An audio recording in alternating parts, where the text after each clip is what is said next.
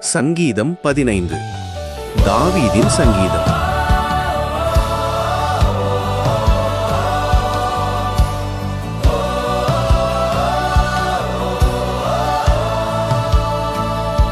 கர்த்தாவே, யாரும் உடைய கூடாரத்தில் தங்குவான், யாரும் உடைய பரிசுத்த பர்வதத்தில் வாசம் பண்ணுவான். உத்தமனாய் நடந்து நீதியை நடப்பித்து மனதார சத்தியத்தை பேசுகிறவன் தானே.